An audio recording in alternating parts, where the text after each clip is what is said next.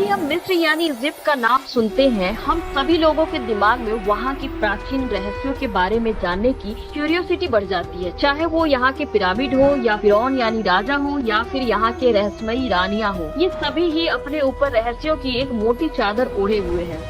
Egypt की रहस्यमयी history को जब हम स्टडी करते हैं, हमें ऐसी ऐसी चीजें देखने और सुनने को मिलती हैं जिसे जानकर आप शॉक्ड हो जाएंगे कि क्या तब ऐसा भी हुआ करता था। जी हाँ, जिनमें यहाँ के कई प्राचीन राजा और रानियां भी शामिल। इन्हीं प्राचीन रानियों में से एक ऐसी दुनिया की सबसे बदनसीब रानी थी अनकसेनामुन, जिनका इजिप्ट के इतिहास में खास योगदान है। लेकिन ये रानी अपने कामों से नहीं बल्कि अपने नाजायज संबंधों की वजह से ज्यादा जानी जाती है। तो चलिए इस रानी के रहस्यमयी इतिहास से पर्दा उठाने की कोशिश करते हैं। ये बात है आज से लगभग 3000 साल पहले की, जब इजिप्ट की सभ्यता और समृद्धि अपने चरम पर थी। तब तक इजिप्ट के लोग बहुत धार्मिक हुआ करते थे। इजिप्ट और इजिप्ट के राजाओं का चारों तरफ बोलबाला हो रहा था। तभी इजिप्ट के सबसे बड़े किंग अखानातन के घर एक लड़की का जन्म हुआ, जिसका नाम रखा गया अनकसेनामुन। आपको बता दें कि अखानातन और उसका शाही परिवार हमेशा ही याद किया जाता है, लेकिन अपनी किसी प्रसिद्धि, ताकत या अमीरी के लिए नहीं, बल्कि इनके अपने कुछ अजीबोगरीब फरमान, रहस्यमयी मौतें और नाजायज संबंधों के कारण ये पूरी दुनिया में आज भी याद किए जाते हैं।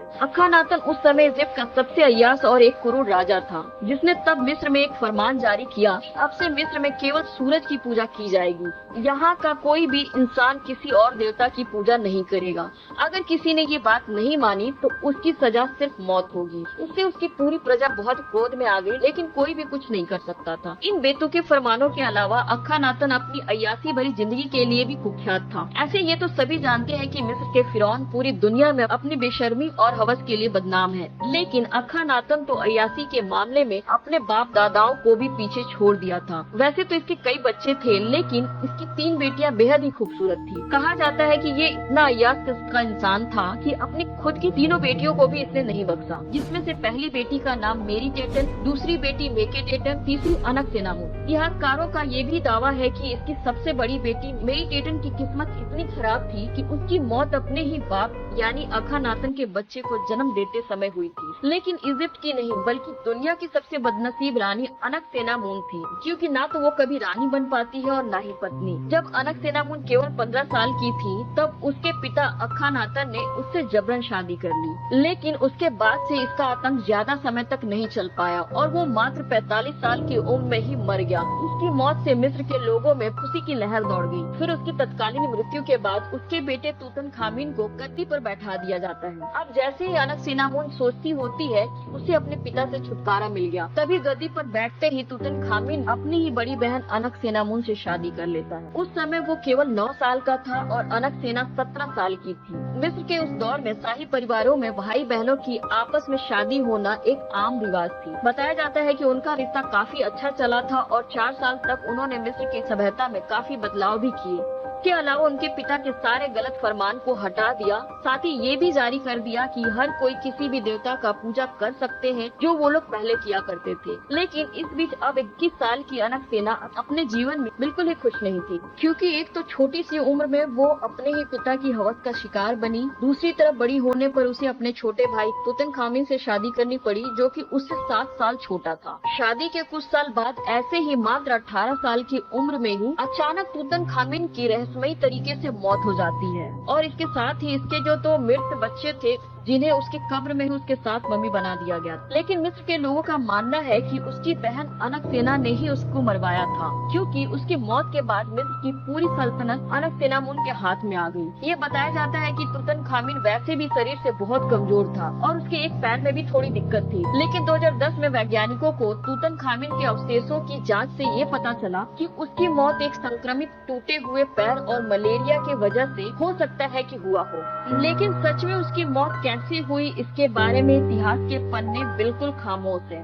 अब ये वो दौर था जब मिस्र को एक शक्तिशाली फिरौन की जरूरत थी। मिस्र के लोग भी यही अभी सोच रहे थे कि अब अगला फिरौन कौन बनेगा। तभी एक वजीर की बातें होने लगी, जिसका नाम था आया। आया अधेड़ उम्र का एक बुढ़ा इंसान था जो मिस्र की सल्तनत के लिए हुक्म का इक्का साबित हो सकता था, क्योंकि उस समय में मिस्र का कोई भी राजा कोई भी बड़ा काम या फैसला करने से पहले आया का राय जरूर लेता था। आया रिश्ते में अनकसेना का सगा नाना लगता था, लेकिन उसकी भी नीयत अनकसेनामुन के लिए खराब थी। वो अनकसेनामुन के साथ साथ मिस्र के गद्दी को भी पाना चाहता था। धीरे धीरे वो इसके लिए अनकसेना पर दबाव बनाना शुरू कर देता है कि वो उससे शादी कर ले ताकि आया को वहाँ के लोग मिस्र का राजा बना दे। लेकिन अनकसेना ये दोनों बातें ही नहीं चाहती थी, तो इससे बचने के लिए अनकसेना ने इसका एक तोड़ सोचा और अपने पड़ोसी राज्य के राजा, जो कि हिती सभ्यता के राजा थे, उनको उसकी जान बचाने के लिए एक पत्र भेजा। उसमें ये लिखा कि आप अपने बेटों में से किसी भी बेटे की शादी मुझसे करवा दीजिए, जिससे आपका बेटा मिस्र की सल्तनत का अगला राजा भी बन जाएगा और मैं आया से भी बच जाऊंगी। पड़ोसी राज्य के राजा ने ये पत्र पढ़ते ही अपने सबसे शक्तिशाली बेटे को मिस्र की तरफ रवाना कर दिया। लेकिन आया के बहुत से खबरी थे, जिसकी वजह से